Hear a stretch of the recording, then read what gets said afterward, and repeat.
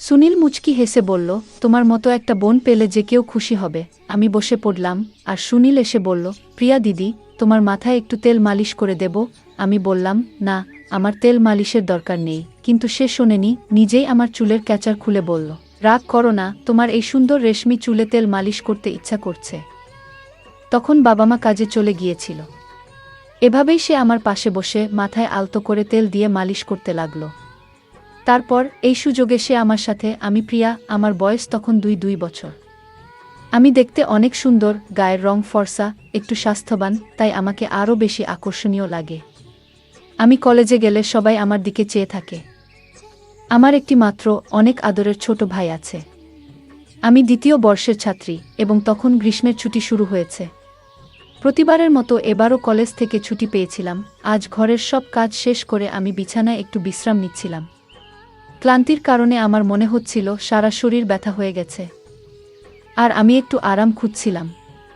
এমন সময় আমার ভাই সুনীল এসে জিজ্ঞেস করল, দিদি, তুমি ঠিক আছো তো? আমি বললাম, হ্যাঁ, সব কাজ শেষ করে একটু বিশ্রাম নিচ্ছি। আমার গল্পগুলো তোমরা শুনো, কিন্তু সাবস্ক্রাইবই করো না। দয়া করে গল্পগুলো ভালো লাগলে ভিডিওটি লাইক, শেয়ার এবং চ্যানেলটি সাবস্ক্রাইব করো প্লিজ। সুনীল বলল, তাহলে আমি এখনই তোমার জন্য দুধ নিয়ে আসছি, তা খেলে এখন একটু তোমার ক্লান্তি দূর হবে। তার কথায় আমি স্বস্তি পেলাম এবং মুচকি হেসে বললাম, ঠিক আছে, দুধ নিয়ে এসো, আমি একটু ঘুমাবো। সুনীল সবসময় তার বোনদের খেয়াল রাখে। আমি তার জন্য মনে মনে অনেক দোয়া করলাম এবং তার আনা দুধ পান করতে লাগলাম। দুধের গ্লাসটি পাশে রেখে আমি বিছানায় শুয়ে পড়লাম। সুনীল বলল, চলো, আমি তোমার মাথা ম্যাসাজ করি, তুমি একটু ঘুমাও। সে বিছানায় বসে আলতো করে আমার মাথা টিপতে শুরু করল, আর আমি ধীরে ধীরে স্বস্তি অনুভব করলাম। চোখ বন্ধ করে গভীর ঘুমে তলিয়ে গেলাম। আর ঠিক তখনই আম্মুর ডাকে আমার ঘুম ভেঙে গেল। ঘড়ির দিকে তাকিয়ে দেখি রাত 10টা বাজে। একটু ধাক্কা খেলাম। বুঝলাম বাবাও অফিস থেকে ফিরে এসেছেন। আমি মনে মনে ভাবতে থাকলাম, এতক্ষণ আমি কিভাবে ঘুমালাম। আমি উঠে দাঁড়াতে চেষ্টা করলাম, কিন্তু মাথা ঘুরে গেল, কিছুই দেখতে পাচ্ছিলাম না। ফ্রেশ হয়ে বেরিয়ে এলাম, দেখি সবাই আমার জন্য অপেক্ষা করছে। আমাকে দেখে সুনীল মাকে বলল, দেখো মা, এত কাজের চাপ যে সারাদিন কাজ করতে করতে বেচারা একেবারে ক্লান্ত হয়ে পড়েছে। আমার মা ও বাবা দুজনেই বাইরে কাজ করতেন, কারণ শুধুমাত্র বাবার আয়ে আমাদের পড়ালেখার খরচ চালানো কঠিন ছিল। আমি আর সুনীল কলেজে যেতাম, কিন্তু গরমের কারণে আমাদের অনেক সময় বাসায় থাকতে হতো। গত কয়েকদিন ধরে সুনীল আমার প্রতি বেশ যত্নশীল হয়ে উঠেছিল। গৃহস্থালির কাজ করলে সে সবসময় আমাকে সাহায্য করতে চাইত। যখনই আমি ক্লান্ত হয়ে পড়তাম, সে পাশে দাঁড়াতো এবং বলতো, তুমি অনেক পরিশ্রম করছো, এটা আমার কর্তব্য তোমাকে সাহায্য করা। আমি চুপচাপ শুয়ে থাকতাম। একদিন রাতে আমার ভাই চুপিসারে আমার রুমে ঢুকল। আমি তখন ঘুমাচ্ছিলাম, কিন্তু মনের ভেতর জেগেছিলাম। রুমটা অন্ধকারে নিমজ্জিত ছিল, আর আমি আতঙ্কে চোখ খুলে তাকালাম।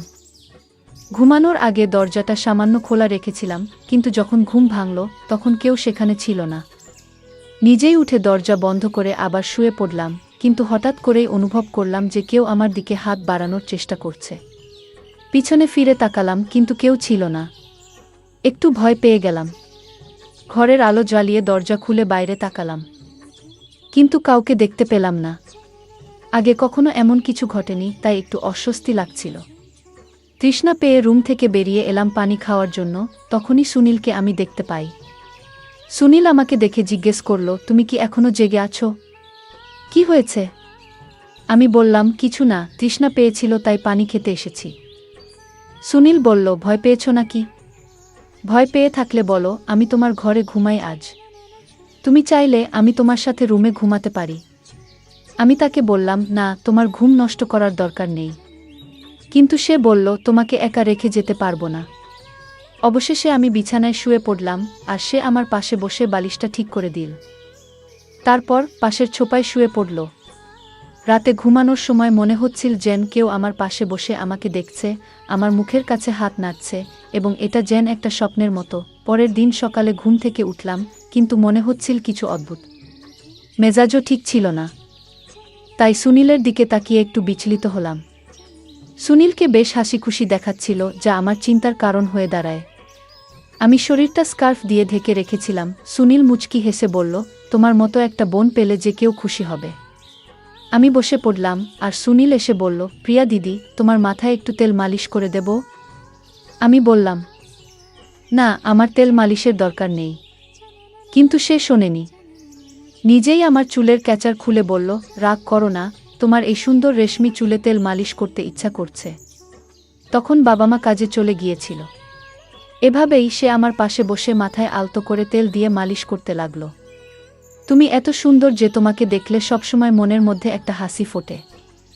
যখন যখন সে আমার চুলে মালিশ করছিল, মনে হচ্ছিল তার হাতে যেন কোনো বিশেষ জাদু আছে। তখন আমি বারবার ঘুমের জোগতে হারিয়ে যাচ্ছিলাম আর মনটা শান্ত হয়ে যাচ্ছিল। আমি তাকে জিজ্ঞেস করলাম, তুমি কোনো তেল ব্যবহার করছো? সে বলল, এটা খুব স্পেশাল তেল, তোমার জন্যই তৈরি, কারণ তোমার চুল এত সুন্দর। তার কথাগুলো এত মিষ্টি ছিল যে আমি বুঝতেই পারলাম না কখন যে ঘুমিয়ে পড়লাম। জানি না কেন আমি বারবার ঘুমিয়ে পড়তাম। পরের দিন ঘুম থেকে উঠতেই শরীরটা ব্যথায় ভেঙে যাচ্ছিল। জামাকাপড়ও এলোমেলো ছিল। মাথাটা একটু ব্যথা করছিল, মনে হচ্ছিল যেন রাতে ঠিকমতো ঘুমায়নি। ফ্রেশ হতে বাথরুমে গেলাম, কিন্তু মনে হচ্ছিল আমি অনেক কঠিন পরিশ্রম করেছি। রুম থেকে বেরিয়ে শুনতে পেলাম কেউ যেন কারো সাথে কথা বলছে। রান্নাঘরের দিকে গেলাম পানি খেতে, কিন্তু দরজার কাছে পৌঁছে দেখলাম লোকটা হাতে অনেক টাকা নিয়ে দাঁড়িয়ে আছে। সেটা দেখে আমি একটু অবাক হয়ে গেলাম। সে লোক টাকাটা ভাইকে দিল। সে আমার দিকে তাকিয়ে বলল, প্রিয়া, তুমি এখানে কেন? আমি তার কাছে গিয়ে বললাম, এত টাকা কোথা থেকে পেলি? সে নিচের দিকে তাকিয়ে বলল, প্লিজ বাবাকে কিছু বলো না। আমি জিজ্ঞেস করলাম, এই টাকাটা কেন? কিসের জন্য? সে বলল, এটা বাবার এক বন্ধুর টাকা, যা ফেরত দেওয়ার কথা ছিল। আমি টাকা ফেরত দিতে বললাম, কিন্তু সে মৃদুস্বরে বলল, হ্যাঁ, আমি মাকে বলেছিলাম। আমি তাকে বললাম, আমাদের কিন্তু পরিস্থিতি খুব খারাপ। রাতে যখন বাবাকে টাকা দিতে গেলাম, সে কিছু না বলে চলে গেল। পরের দিন আমি রান্নাঘরে কাজ করছিলাম যখন সে তার বন্ধুদের নিয়ে ঘরে এলো। আমি তখনও কষ্টে কাঁপছিলাম। সেই সময় আমি দোপাট্টা খুলে বাসন ধুচ্ছিলাম। সবাই হাসছিল আমাকে দেখে। আমি তখন সুনীলকে বললাম, তুমি কিভাবে এমন করতে পারো? এই সময় আম্মু আব্বু কেউই বাসায় নেই। তুমি এদেরকে কেন নিয়ে এসেছো? সুনীল হেসে বলল, এটা তো আমার বাড়ি, আমি যেটা ভালো মনে করি সেটাই করব। তুমি তোমার কাজ করো গিয়ে, আমার উচিত ছিল সবকিছু ঠিকঠাক করা, বিশেষ করে খাবার রান্না করা। তারা আমার খুব ঘনিষ্ঠ বন্ধু, আমার ভাই বলল, কিন্তু সে আমার উপর বেশ রেগেছিল। তাই আমি খাবার প্রস্তুত করতে শুরু করলাম। যখন সবকিছু প্রস্তুত হলো, তখন আমার ভাই বলল, তুমি নিজেই খাবার পরিবেশন করবে।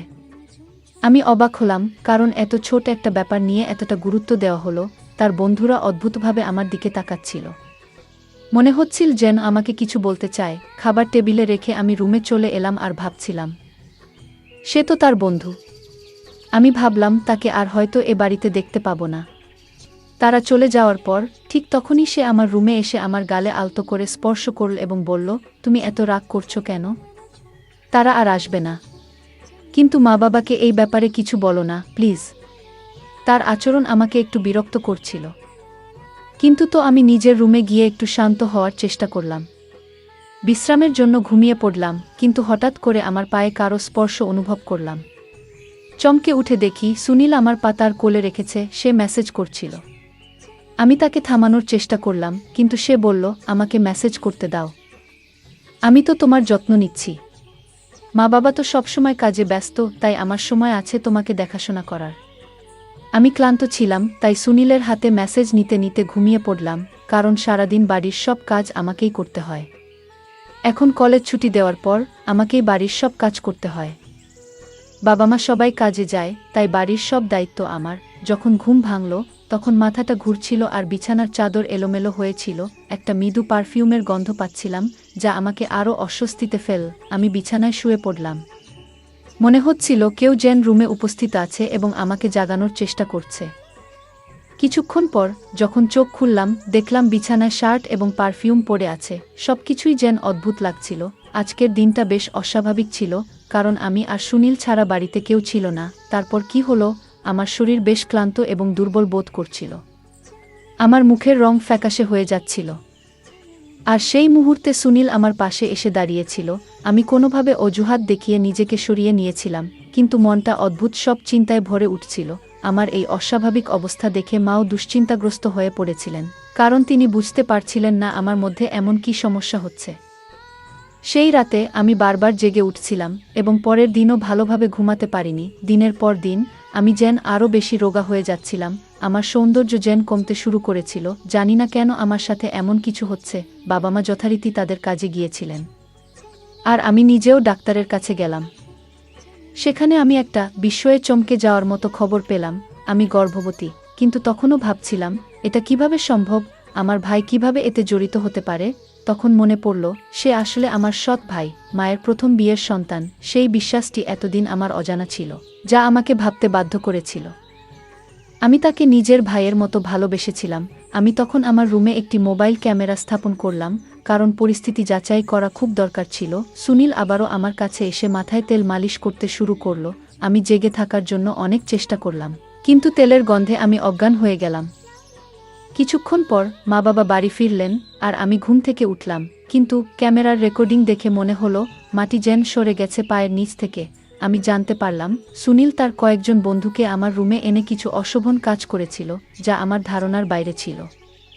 আমি তখন বাবাকে সব দেখালাম, আর তিনি খুব রেগে গেলেন। আমার ভাই টাকার জন্য এসব কাজ করেছে। বাবা সুনীলকে ধরলেন আর অনেক মারলেন, কিন্তু সে নিজেকে ছাড়িয়ে নিয়ে চলে গেল। সুনীল সেই বাড়ি ছেড়ে চিরদিনের জন্য চলে গেছে, আর কখনোই এখানে ফিরে আসেনি।